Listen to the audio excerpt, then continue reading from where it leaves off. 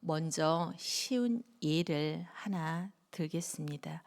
어떤 학생이 있습니다. 학교에서 한 아이가 따돌림을 당하고 있습니다. 그 아이와 친하게 지내게 되면 자기도 따돌림을 당할 수 있습니다. 친구들은 그 아이를 피하고 가까이 하지 않았습니다. 그때 그 학생은 선택의 순간에 놓이게 됩니다. 모른 척하고 지나갈 것인지 아니면 그 아이 옆에 서줄 것인가.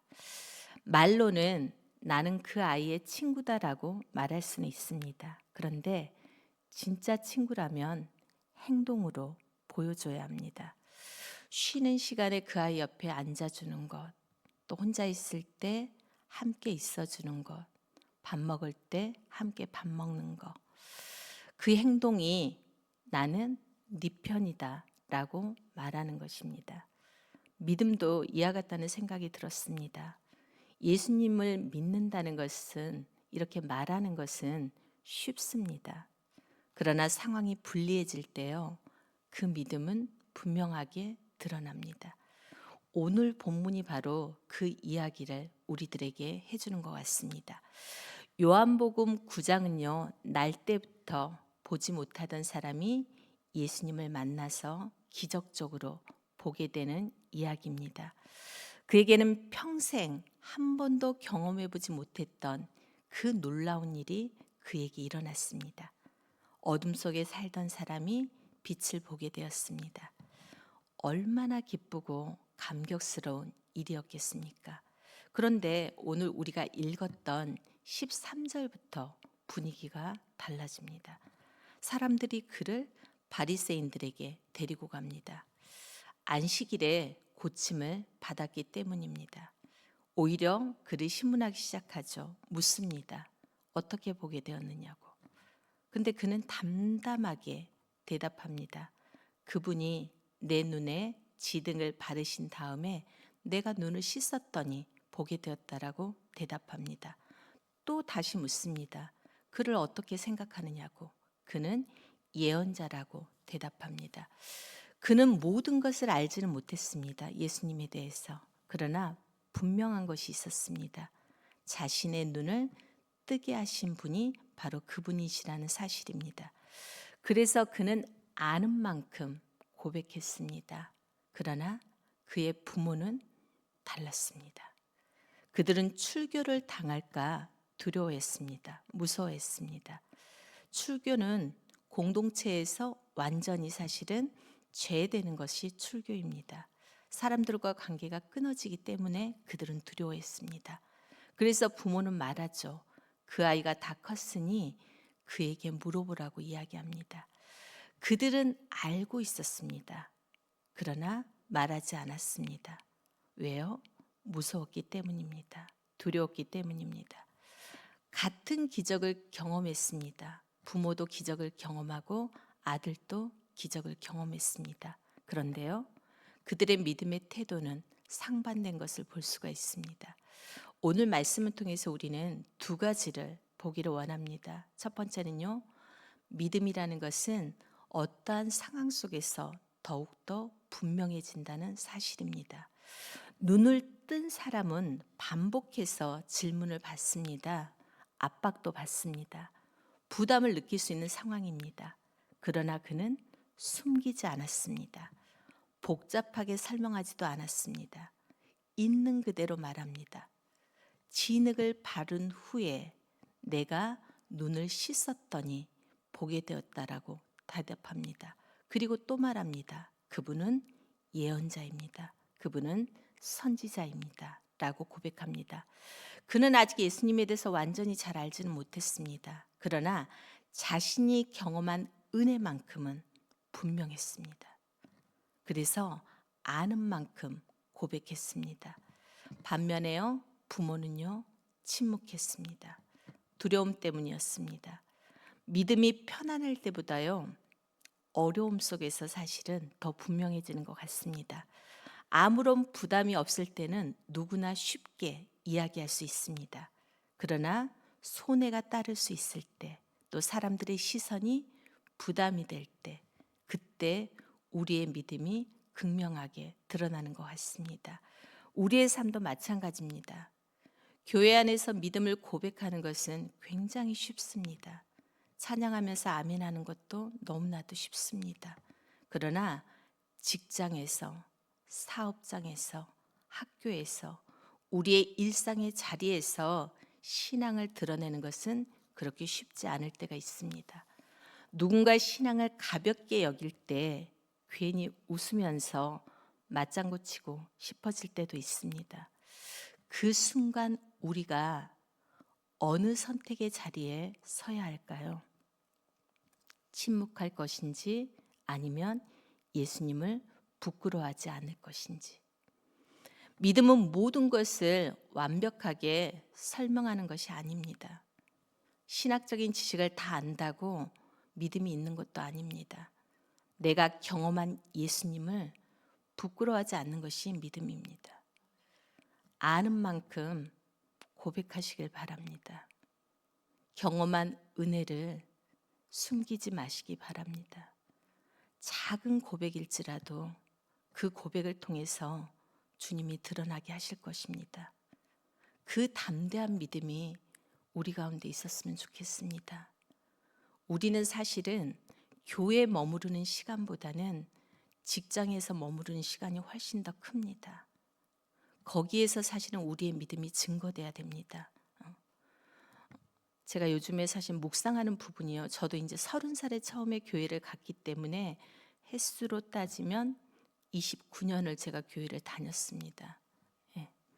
그런데 요즘에 제가 드는 생각이 교회 안에서만 지내다 보니까 VIP를 향한 마음, 또 믿지 않는 사람들 교제의 시간이 훨씬 더 적어진다는 것을 제가 느낍니다. 그럴 수밖에 없는 상황이긴 합니다. 그럼에도 혹 가끔은 믿지 않는 사람들을 만났을 때 그들에게 과연 내가 믿는 자로서 믿음의 고백을 갖다가 하느냐가 저는 별로 없었다는 생각이 들었습니다. 오늘 본문을 보면서 유독 그러한 생각이 들었습니다. 그런데 우리는 믿음의 사람입니다. 다른 곳에서 믿음을 증거하는 것이 아니라 나의 직장에서 우리의 일상의 삶 가운데서 우리의 믿는 자로서 믿음의 삶이 드러나기를 다시 한번 주님의 이름으로 축복합니다. 두 번째는요, 믿음은 내가 누구인지를 보여주는 것입니다. 오늘 본문은 단순한 기적 이야기가 아닙니다. 예수님이 어떤 분이신지 드러나는 이야기입니다.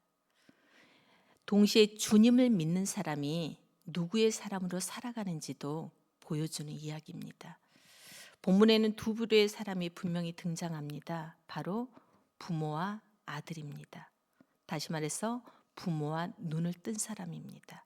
먼저 부모의 모습입니다.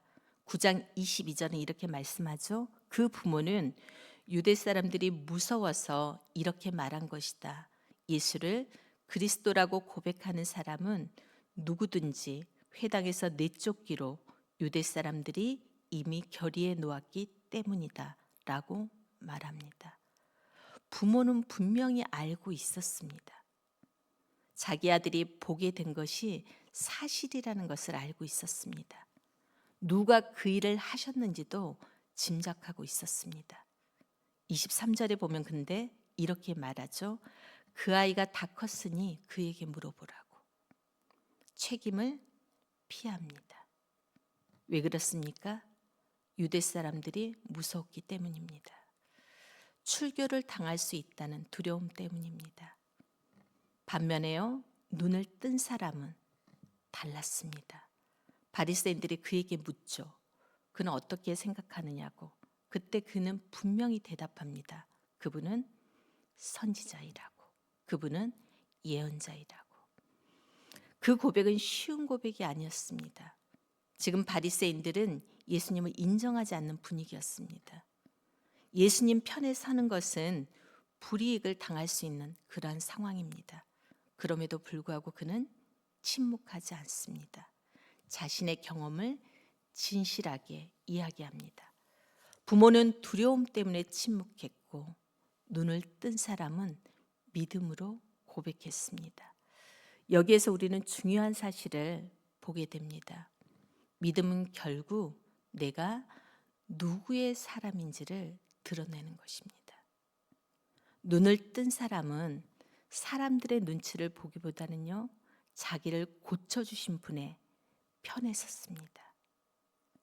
그러나 그는 많은 것을 알지는 못했습니다. 그러나 분명히 아는 것이 있었습니다. 예수님이 자신의 삶을 갖다가 바꾸어 놓았다는 사실은요. 그래서 그는 자신이 경험한 예수님을 부인하지 않습니다.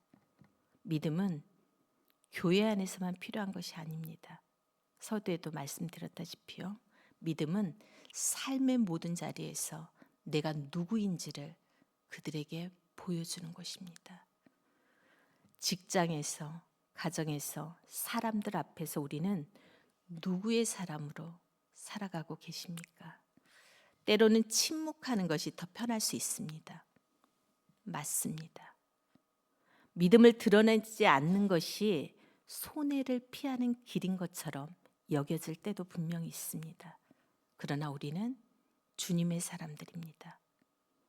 그러므로 두려움 때문에 침묵하는 자가 되어서는 안 됩니다. 은혜를 기억하면서 고백하는 성도들이 되기를 소원합니다. 큰 것을 말하려고 하지 않아도 됩니다. 내가 경험하고 있는 그대로를 이야기하는 것입니다. 주님이 내 삶에 행하신 것을 그들에게 말하는 것입니다. 그리고 그 일을 부끄러워하지 않는 것입니다. 사람들의 시선보다는요, 주님을 더욱더 중요하게 생각해야 됩니다. 어떤 자리에서도 우리는 주님 편에 서기를 선택해야 합니다. 숨기지 마십시오. 침묵하지 마십시오. 우리는 주님의 사람들입니다. 삶의 모든 자리에서 주님의 사람으로 살아가는 숨길 수 없는 믿음의 성도들이 되기를 주님의 이름으로 축복합니다. 말씀을 맺습니다. 우리는 오늘 두 가지를 보았습니다.